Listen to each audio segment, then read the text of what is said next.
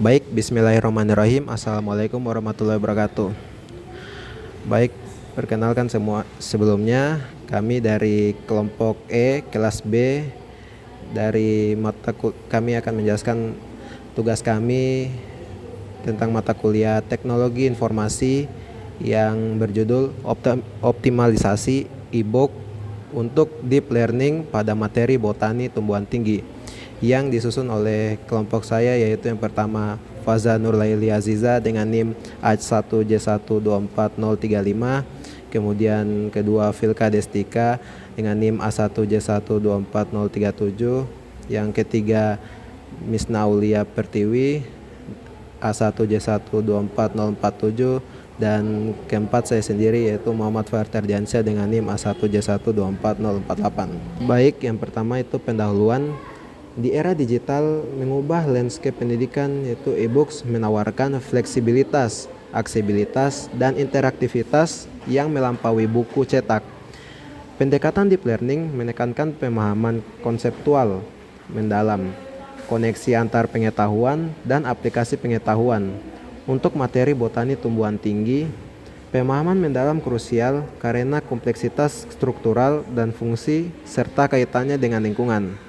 Penelitian ini menelaah bagaimana optimalisasi e-books dapat diintegrasikan dalam desain pembelajaran yang berpusat pada siswa untuk meningkatkan kualitas pembelajaran mendalam. Baik, yang kedua yaitu B, kriteria utama e-books untuk mendukung deep learning.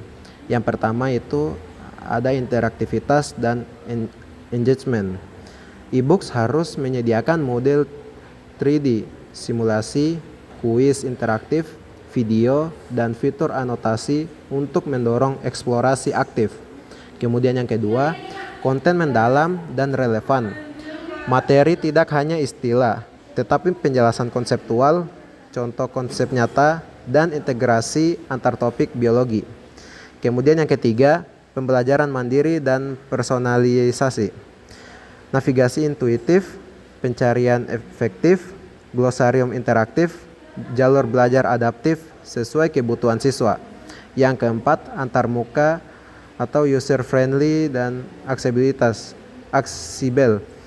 Desain responsif untuk berbagai perangkat, opsi aksesibilitas atau ukuran teks, membaca, layar, atau alt text. Yang kelima itu integrasi strategi pembelajaran mendalam. E-books harus dipakai sebagai bagian dari inquiry, pemecahan masalah, proyek kolaboratif, dan diskusi guru siswa. 1. Interaktivitas dan engagement, penerapan praktis. Integrasi model 3 dimensi interaktif atau akar, batang, daun, bunga, buah, dan biji yang dapat diputar dan diperbesar. Animasi proses, penyerbukan, pembuahan, transportasi air atau nutrisi. Label interaktif saat diklik muncul penjelasan fungsi. Contoh, klik bagian bunga untuk melihat label dan fungsi. Lihat irisan melintang dan akses video singkat yang menjelaskan proses biologis terkait. 2. Konten mendalam dan relevan. Maksudnya penerapan praktis. Hubungan konsep struktur organ dengan aplikasi nyata, teknik penanaman berdasarkan tipe akar, hubungan morfologi bunga dan penyerbukan. Contoh tumbuhan xerofit dan versus hidrofit. E-book menyajikan penjelasan bagian akar, tudung akar, meristem, zona pemanjangan, diferensiasi, dan mengaitkannya dengan adaptasi lingkungan untuk memperkuat pemahaman konseptual. 3. Fasilitasi pembelajaran mandiri dan personalisasi. Fitur navigasi jelas, daftar isi klik, pencarian cepat, glosarium interaktif, tautan internal atau eksternal, dan kemampuan anotasi.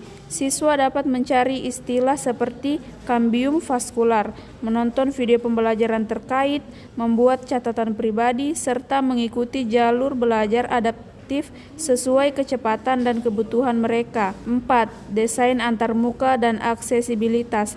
Pastikan kompatibilitas lintas perangkat, laptop, tablet, dan smartphone, tata letak responsif, teks terbaca, gambar berkualitas, tombol navigasi selalu terlihat, serta opsi aksesibilitas atau ukuran teks, pembaca layar, alternatif teks untuk visual, agar e-book inklusif bagi semua siswa. Selanjutnya teknologi pendukung. Yang pertama ada iPusnas, Google Lens, sama Bio Digital Human. iPusnas, aplikasi perpustakaan digital nasional, sumbernya dari e-book untuk discovery learning, fitur pencarian, bookmark, highlight-nya yaitu ada keterbatasan. Keterbatasannya yaitu tidak semua buku bersifat interaktif atau dapat diunduh. Kedua ada Google Lens, aplikasi pengenalan gambar berbasis AI untuk memudahkan identifikasi spesies di lapangan, meningkatkan eksplorasi kontekstual. Keterbatasannya yaitu akurasi bergantung kualitas gambar dan database.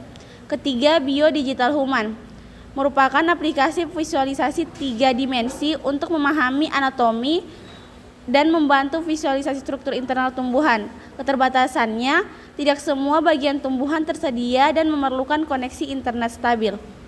Selanjutnya yaitu sinergi aplikasi dalam siklus pembelajaran mendalam.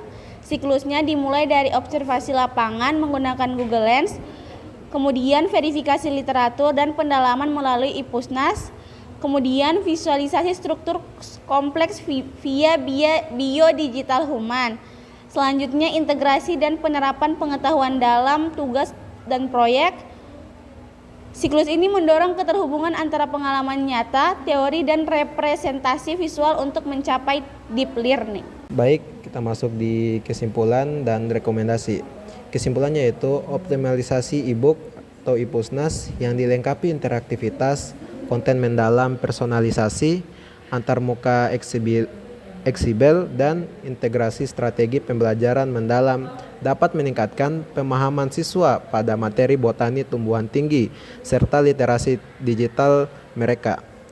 Kemudian rekomendasi praktis yaitu integrasikan iPusnas atau Google Lens dan Bio Digital Human dalam desain pembelajaran. Latih guru menggunakan e-book interaktif. Kembangkan jalur belajar adaptif dan materi multimedia. Pastikan aksesibilitas dan kompatibilitas lintas perangkat.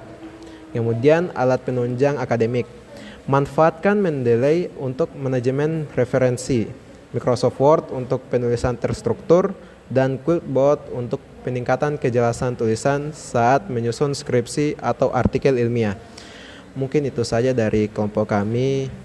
Lebih dan kurangnya mohon dimaafkan.